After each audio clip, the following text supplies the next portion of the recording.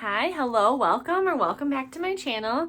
My name is Rachel and I am a nurse by day, and all the other hours I read books. So Mabel is also here. We're dressed in our Valentine's best and we're here to talk about January books. She's not a fan of, well, she likes reading because then I could just sit and hold her. She's not a fan of the phone or being told what to do. So you might just hear her jingling a little. January was a good month. It was such a good month. I don't know if it's just because like in December I read like holiday books. So then there's like so many good books that I'm excited to read. Plus like all the like 2024 like favorites came out. So it felt like I like knew what people's favorites were, and that just like helps you like discern what the best books are going to be. My like average rating for this month is like 4.75 or something absolutely ridiculous. I had like one book that like brought it way down. I actually rated it higher, and as I was writing my review today, it was like, oh, this book is actually bad. Like I can't recommend it to you. So let's get started. I started the year so strong. Just so strong with Heartbreak is the National Anthem. How Taylor Swift Reinvented Pop Music by Rob Sheffield. So he is a music journalist, I think for Rolling Stone. So he's been following her and interviewing her for years. This is a teeny tiny little book, so I read it in like one sitting. And did I cry? Yeah, I did. And it was so good. So good. I loved it. It has a lot of like references to lyrics and a lot of like deep dives into certain things and like the Taylor Swift lore. I have another book called Long Live that's like fan written that I have on my TBR shelf for later this year. But this was just such a good start to the year. So 5 stars. It was perfect. The same day, so it was a great day for me. I also finished Glow of the Everflame by Penn Cole. This is the second in a series of 4. This was originally independently published, and it had like such a good following that they've now like taken the books back and are re-releasing them. So this is the second book that's been officially published.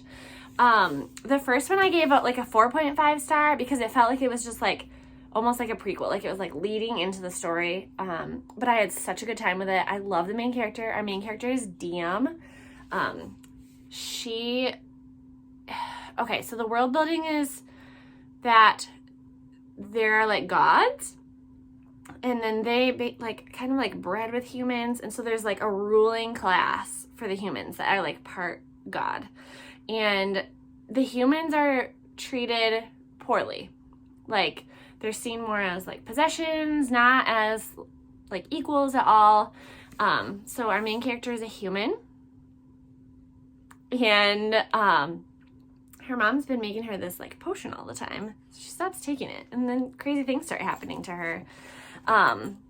So yeah, it's really good. The main character's good. There's like a promise of a love triangle in the first one, and at the end something wild and crazy happens, and that is why this book is a 5 star. So something happens to Diem, and this book is about her like navigating her new circumstances. So many questions. You get some answers, but like so many questions. And at the end, again, it's like, wait, what? So the third book is being published, like republished.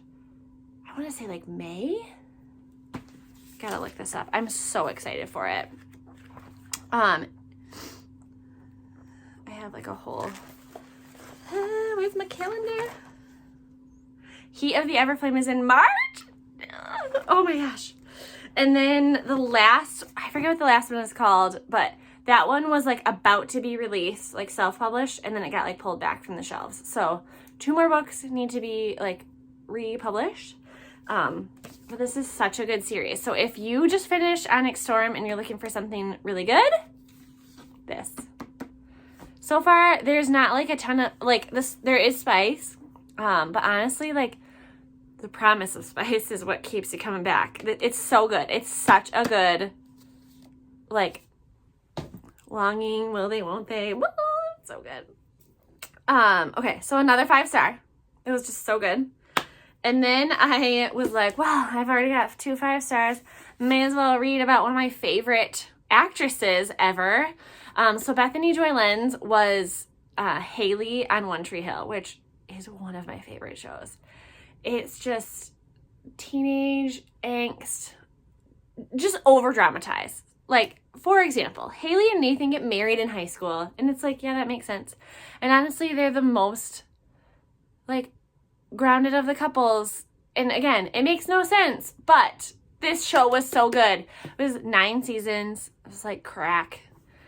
I think in season like 4 or 5, like the main characters are like written out of the show, and it still was so good. So just so good. And also created by the creator of The Royals, which is another one of my favorites. And like, he is an actual creep. He should be in prison.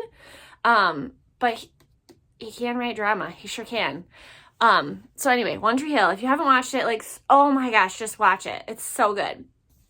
So anyway, Bethany Joy Lenz, while she's on the show, the cult TV, is also in a cult. And it's not that long of a memoir. It's very good. I've heard that the audiobook is amazing, which I'm sure it is because her voice is amazing. I felt like I could imagine her reading it enough that I don't think it took anything away from it. I gave it 5 stars. It's just wild to think that like this was a super dramatic show and the behind the scenes had even more going on. And what a classy lady that like she was in a cult and still like weirdly didn't bring that much drama to the show. I mean, it sounds like she did a little, or her husband did a little bit, but classy lady. Then I read Where the Library Hides by Isabel Ibanez. So this is the second in the duology that starts with What the River Knows, which I gave 5 stars to last year. 5 stars to this guy too. It was just a good time. Such a good time. And it felt like cheap giving this many 5 stars away, but I do feel like it's just because I had so many good books in a row. So our main character is Inez. She goes to Egypt to join her parents on an archaeological dig that they're on. They spend 6 months there and 6 months in Argentina, where she's from. So there is like some Spanish mixed in with this. And Inez, when she's there, is like sent away by her uncle. He doesn't want her to stay. And she does some shady stuff and stays anyway. She's a little ball buster, this one. So love the two, love the independence. And then she runs into her uncle's, aide? I think they call him his aide. So he's like an ex-military man from England, and he like had a falling out with his family. So he's born wealthy. His name is Whitford Hayes, and they are enemies. And then become lovers. So anyway, that dynamic between the two of them is so good across both books. This just continues. There is a little bit, it's not historical fiction. It's more like a little bit of fantasy. But like the magic is so small that it's just kind of delightful, and I really loved it. So I would recommend that series. This duology reminds me a lot of what's the typewriter one?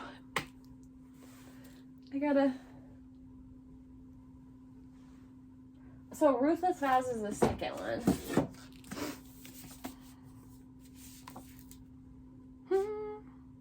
Divine Rivals and Ruthless Vows. It reminds me of that.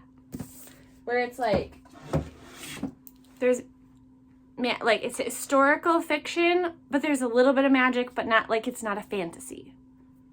So yeah. All right, and then I listened to The Covenant of Water, which is by Abraham Verghese, which he also wrote Cutting for Stone, which I think is like an epic book that people know. I don't know that one. But this one was very highly rated last year. It was like a really high historical fiction book for 2024.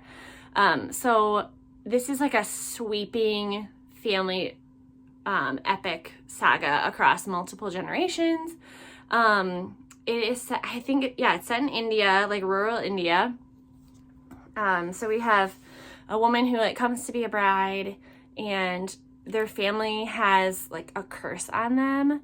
So you like follow this curse through multiple generations, and one of the daughters becomes a doctor in order to try to figure out what this curse is. There's multiple points of view, which keeps it moving. The narrator was really good. I think I gave it like a 4.5 because it was good. It's just like not my favorite genre of book. So, and it was long. It's 724 pages. I want to say it was like 20 hours, but it was really good. So, and I feel like the audiobook was great. So I would recommend the audiobook.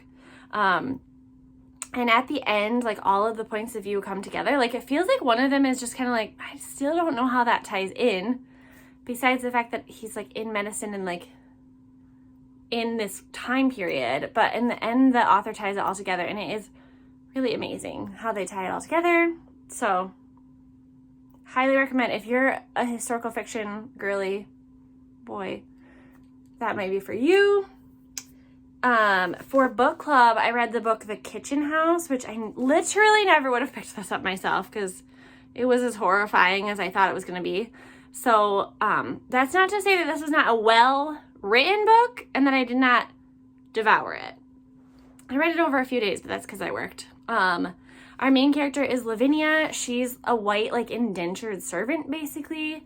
So this is, like, I think 1830s South. And she is brought to a plantation where she is raised like the slaves. So she grows up in the kitchen house. The slaves are her family.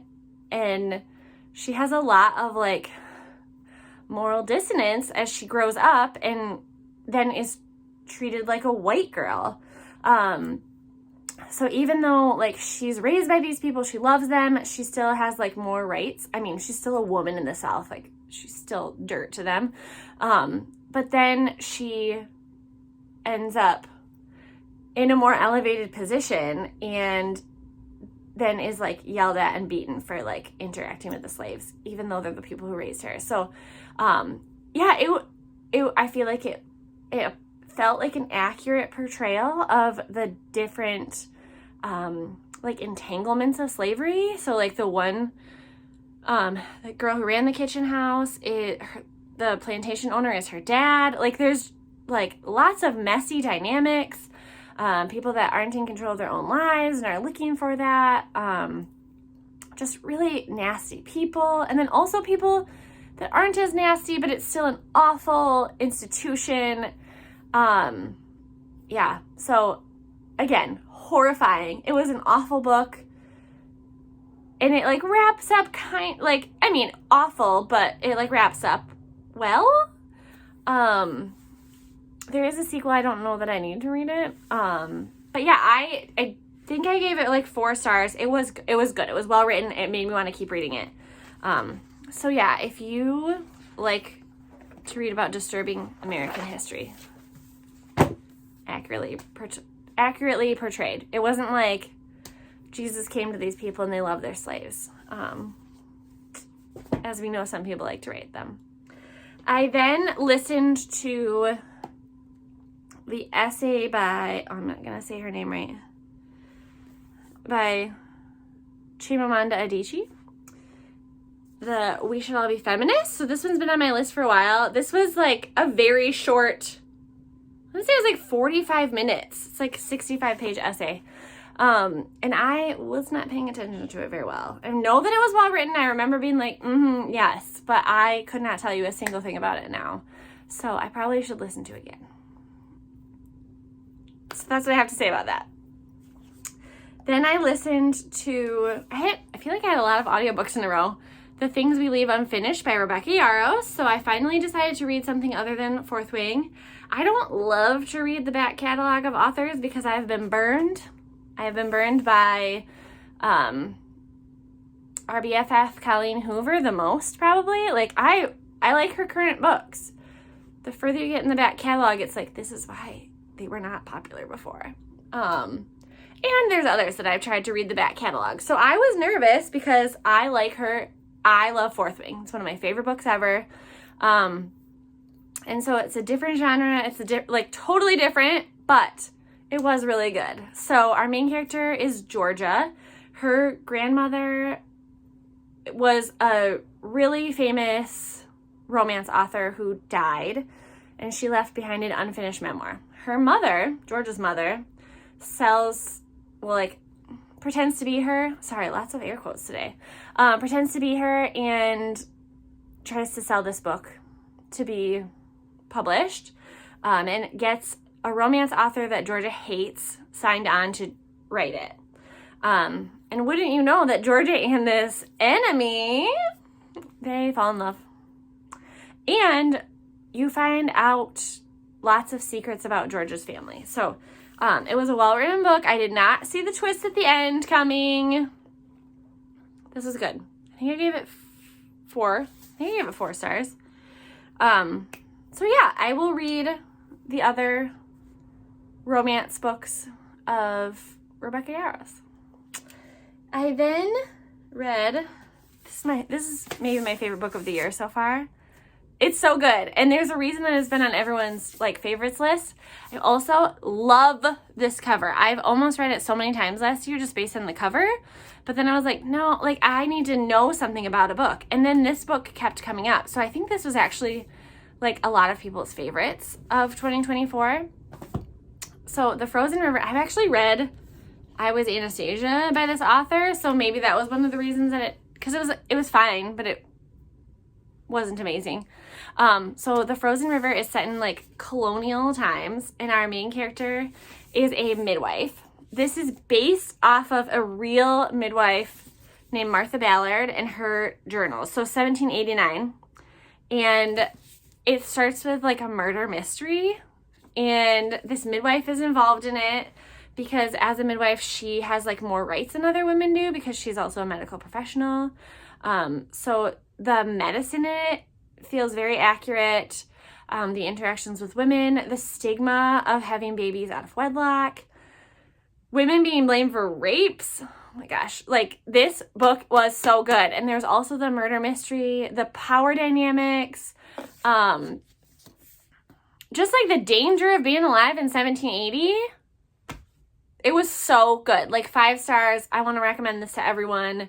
It was, yes, I did. I even did some tabbies, which I do not. That's not me, guys. I'm not a little tabby girl. Not that much.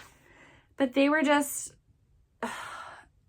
okay, I can read this to you, but I might cry because this is, so she says, ask her name. The first thing, the most important thing in a birthing room is to ask the woman's name. If you mean to put your hands on her body, she must trust you.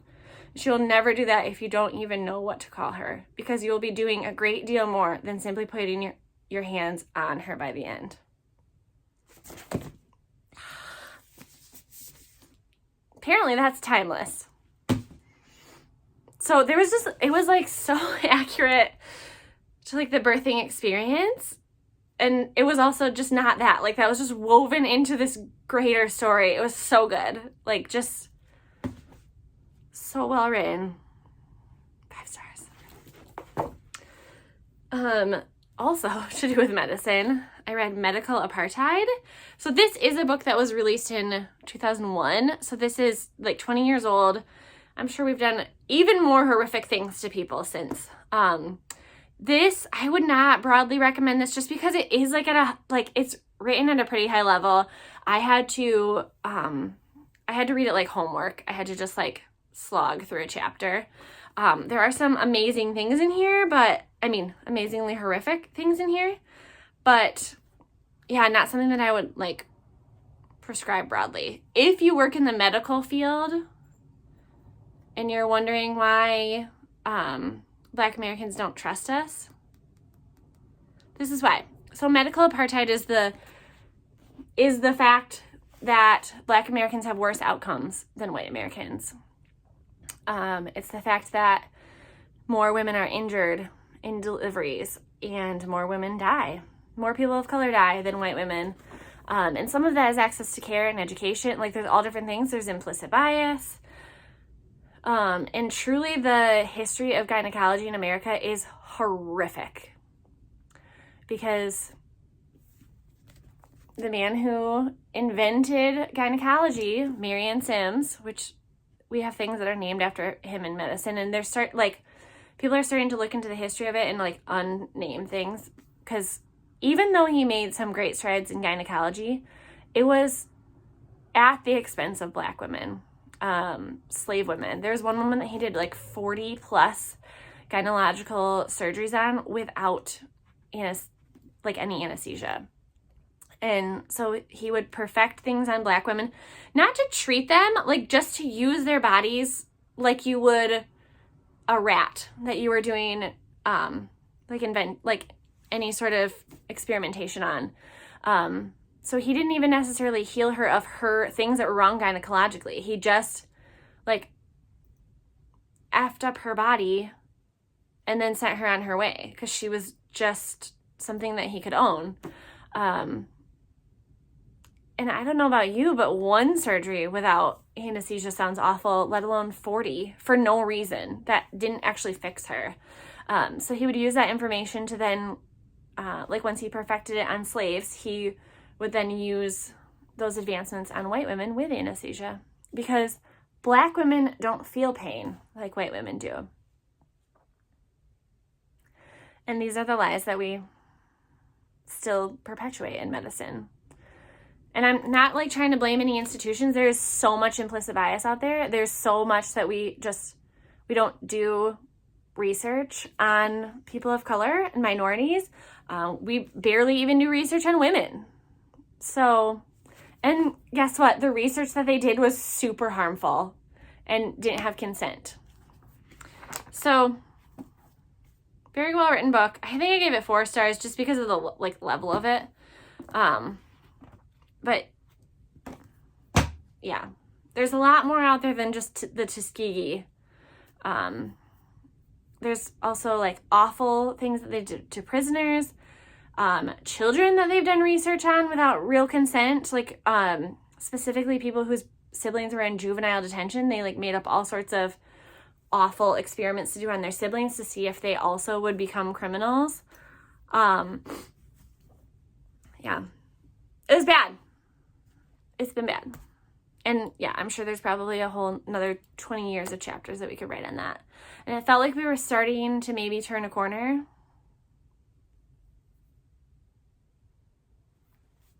All right, the next book I read was An Academy of Liars, An Academy for Liars. I think that's why I can't ever find it on my Goodreads, because I always say the wrong title.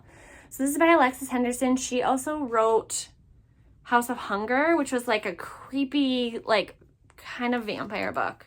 So I wrote down that it's oddly a time travel, teacher student, new magic, chosen one, dark academia. So there's just so much in this book, and it's it's got big words. So even though it looks like it's a lot of pages, it's 500 pages, but it's big words. So I read this very quickly.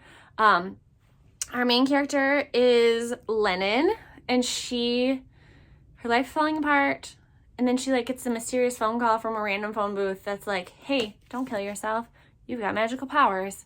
And so she goes to this school where they teach you basically to use your mind to control things. And it's very interesting.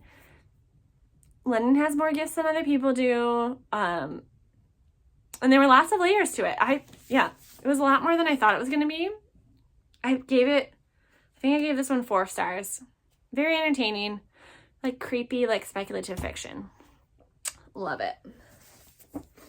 All right, and then the book that we've all been waiting for, Onyx Storm, released on January 21st to mixed reviews. And what I say to that is, this is a middle book, guys. This is the 3rd of 5. She cannot give you all the answers. And I do think that there's a lot of people that are romantasy readers. And this, I think, has romance in it, but it leans more fantasy. So was I overwhelmed by all of the things? Yes. I wasn't as overwhelmed by the people because I had just finished Iron Flame. So the people were fresh in my mind. And I feel when I read fantasy, I just assume like positive intent for the author. And I figure if I don't know something now, like if it doesn't really make sense now, I can keep reading and it should make sense. Like that is the author's job, is to make this story make sense to me. I should not have to like take notes. She should really be spelling things out eventually. This book felt like it was full of Easter eggs. Like there were so many things in here that was like, that's going to be important. That's going to be important. And that just hypes me up because as we're getting answers, I know that there are more questions, and that means that I'm going to be interested the whole series. I want there to always be something more to learn. But this book also gave us so many answers. So look, spoilers, not like deep spoilers, but like the things that we did learn in here, we learned about the seventh, like we learned about Andarna's dragons, right? Like we learned about those. Not much, just enough to be a tease. We learned that there is some sort of a link with the gods and the dragons. We learned what happened to Zayn's mom. We learned a lot more about the world around the island that the land that these people live on, and also the name of the land, which apparently nobody calls it. We learned about a bunch of people's second signets, because apparently if you have the like mark, I forget what it's called. It's like the treason mark or whatever. You're most likely to have a second signet. And I will tell you right now that a lot of people came out with speculation that Violet is pregnant because she's nauseous. You guys, if you read the things that she's going through before she's nauseous, it's like, my arm dislocated. I was super nauseous. If you've never had that happen to your body, you do want to throw up. It is awful. So I appreciate the fact that she has like actual physical reactions to her body breaking down. Like I get that she gets fixed most of the time. Like she has a healer just come. But yes, you too would be nauseous if you were getting like pieces of your body cut up all the time. It's awful. What else did we learn? I feel like we learned more about like Garrick and Bodhi. We learned about Sloane's signet, and there's like a redemption arc for Dane.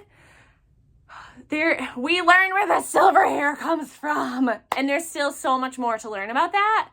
A lot more about Violet. Also, I was reading more of her, like Rebecca Yarros's like press conferences that she's been doing, and I've been wondering what, like syndrome or disease that Violet has, because it feels like there's something like she's writing this from a perspective. Apparently, Rebecca Yarros and her sons all have Ehlers-Danlos syndrome. I think it's a syndrome because it's like multiple like pieces to this, which is like I think it's a connective tissue disorder. So yeah, you like subluxate, like interesting. So it's nice to have like a diagnosis for me, because then I can kind of like place it in my mind. And I loved the representation before, but now knowing that it's like something real, like so cool for the people that have Ehlers-Danlos. Like you have this awesome character. I've also heard her speaking about like Violet's power and how apparently lightning is not her actual signet. It's just sheer power. So she said that we've seen like 60% of that signet for Violet. So we've seen a lot of it. She just needs to learn how to like wield it, sorry. So she wields it as lightning, but that makes it sound like it can come out as something else. So that's exciting. Also, there's all this stuff about, so the dragons and the Venin both get power from land. So the Venin just drain it from the land. The dragons, we don't know how, but they get it, and then they're like by matching with a human, the human gets their like signet and their power. But there's like a story of brothers where the one has power from the sky. I feel like Violet is going to find a way to have power from the sky. Not just like her lightning. Like I think that it's going to be a power that, like, maybe she can heal Venom. Maybe I don't know, but I'm excited. I am excited for more answers. So I would say if you're not sure if you like Onyx Storm, I do plan to, like, reread it again because I was so on edge with this book. I really felt like I was just anxious the whole time because I feel like she could kill off anyone that I love at any time.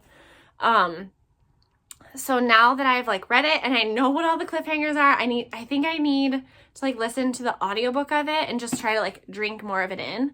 Because I know there's so much more in here. There is so much. Anywho, if you're not sure if you liked this, I would recommend, like, listening to it again and also, like, talking through it with someone, because that for me has been the most fun. Like, my sister and I talked about it for, like, more than an hour, just being like, and then this, and, like, I think when you talk about a book like this with other people, you, like, get excited about it, and then you remember how much more there is. Because, yeah, you don't have all the answers. That's the point. There's 2 more books. So I am excited because I feel like Rebecca knows where she's going. She's getting somewhere, and, like, all of this is leading somewhere. She knows where she's going, and she's doing it efficiently. Like, yes, we might have to wait for 2 years, but we're still waiting on that last Game of Thrones. And it feels like it wouldn't be that hard since the series is already done. So, just can't count on the men. Can't count on the men to finish their series. You gotta finish your series. All right. After Onyx Storm, I read Haunting Adeline. So this is like a dark romance. There were some trigger warnings in the beginning. I did love that there's like black pages for the chapters, which is so fun. I gave this book a higher rating to start with, and then as I was, like, writing out my review, it was like, wow, this was super problematic. And I thought it was problematic while I was reading it, but I just cannot in good conscience, like, recommend this to someone. So our main character is Adeline, and she lives in a house that feels haunted, and she has a stalker. And the stalker ends up being, like, this vigilante computer guy who, like, hunts down human traffickers and kills them, which, great, I applaud that. But he's stalking Adeline, and he's doing things to her without consent. She does not want him near her, and he's, like, watching her. He kills someone who she hooks up with, and then, like, forces his way in her house and like, earmuffs. He F's her with a pew pew, like, not okay, while she's saying no. Like, it's one thing if you want to have, like, weird fetishes, that's one thing. But, like, she is not consenting. And this is not like, oh, he's so hot, I'm not consenting, but I am. No, this is like, he is in her house against her wishes. And I just don't know how you can write this book with him, like, stalking her and doing things without her consent, and then have him hunting human traffickers. How is that different? Tell me how that's different. You do not have the consent, like, the human traffickers do not have the consent of these women. Like, it just really pissed me off. And I think that they did that to make him look better. Honestly, he just looked super hypocritical. Like, you should be murdering yourself, sir. And does she fall in love with him? Yes, which is also problematic. But there's a lot of non-consensual stuff that happens before they fall in love. Should I have DNF'd this? Probably. But I was wondering where it was going. I don't know. It was problematic. So I don't even feel like I should really rate this. I would stay away. There's other books out there that have better fetishes and better, like, yeah. And on a very, very different note, I listened to another favorite book of 2024. It just, like, suddenly became available, I think, because everyone else in the world has read it already. So, The Wedding People by Alison Espach. So this, I think, was, like, one of the favorite fiction, I think, for Goodreads. Our main character's name is Phoebe. Her husband, like, leaves her, and so there's lots of drama in her life, and so she decides to go to a hotel that she had been dreaming about going to vacation on and kill herself there. And while she's there, she's accidentally thrust into the life of the wedding people. So the hotel that she's at is supposed to be booked out completely for a wedding. So she's the only person in the whole hotel that is not there for the wedding. So everyone just assumes she's part of it. So they keep like inviting her to things, and they like cut off like room service because there's an event for the wedding. So she ends up being like forced to interact with these people. It was so well written. It was like the way the characters interacted was just so like life-giving and real. And the wedding couple has some issues, but it's like nobody like steps over boundaries. It felt like a bunch of decent humans going through some messy human things, and I just really enjoyed it. And the audiobook was also really good, so I highly recommend. I think I gave it like 4.5 stars. Honestly, I could probably bump it up to a 5 because it was just truly a delight. And I can see very much why this was a favorite. So not necessarily a romance. I would not put it in that. It's just like a general fiction. It has some romance in it, but that is not the goal. That's not the goal of this book. All right, and then my last book of January is An Education in Malice. This is by S.T. Gibson. I'm not sure if I've read anything else by S.T. Gibson. This is a Carmilla retelling, which is like, predates Dracula, apparently. So I didn't really know about Carmilla, so I'm probably going to have to read it because I've heard it's really good. So our main character, Laura, starts to attend an all-girls school, the St. Perpetua's Women's College in Massachusetts. And she gets into this like honors writing program. She's a freshman, so she's kind of like a prodigy. The professor of the writing program is a vampire, which I don't know why I didn't see that coming, even though I knew it was a Carmilla retelling. So anywho, I'm sorry if I should have known that, so I don't feel like I'm spoiling anything. And then there's another like favorite student named Carmilla, and Laura and Carmilla are kind of like enemies, but the professor is also like making like trying to keep them from getting along. So she's constantly like getting them like at each other's throats and like having them competing for her affection.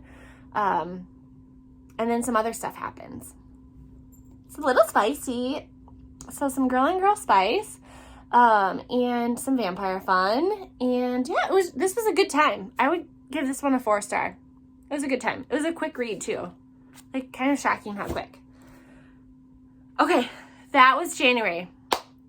So good books, great books. One like that I weirdly enjoyed while I was reading it, but I would not recommend. Because there was a lot of like, what? So maybe don't.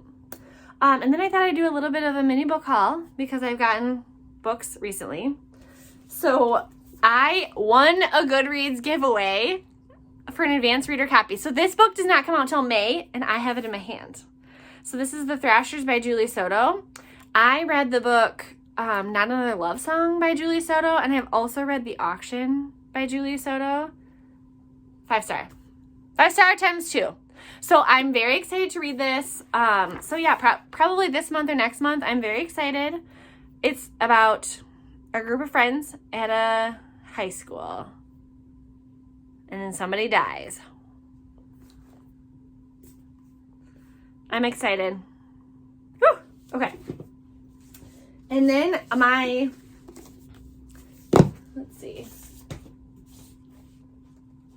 Oh, so my December, I feel like I've maybe told you about this then. My December book of the month this was a December book of the month, but I think I got it later. So The Most Wonderful Crime of the Year by Allie Carter. I read Blonde Identity by Allie Carter last year and really enjoyed it. This was a much loved, like Christmas heist, romance, etc. So I bought this for next year, so I'll read this. This coming year. I'll read this in December of this year. I also got Is She Really Going Out With Him? Because I was told that this one was so good. This is like a favorite. So our main character is think she's divorced and is going to start dating again, but her children are choosing who she dates. One of the BuzzRead challenges this year, one of the months is to have punctuation in the title, and there's not that many that have it. So I'm hoping to read this, I think it was like May maybe. So read this then, hopefully.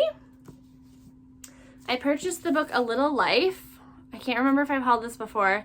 But this is a book that's been recommended a lot. This is like people's like favorite book that also like tears your heart and soul out. And it's a pretty hefty one. So this is on my list for this year. And then I had to get Rebel Witch. So this is the second in the, what's the book called? Oh, the second in the Heartless Hunter, which I really liked this book last year. This was like a 4.5. It was super close to a 5. So I wanted to get this one when it came out, which it just came out. I'm excited about that one. And I got this Penitence, which I know nothing about. This was my February book of the month. So it says it is a poignant exploration of love and forgiveness. It's a suspenseful, addictive page turner filled with literary insight that compels readers to consider whether the worst thing we've ever done is all that defines us. Just like such like stark trees. Winter. So yeah, those are my recent books that I've purchased.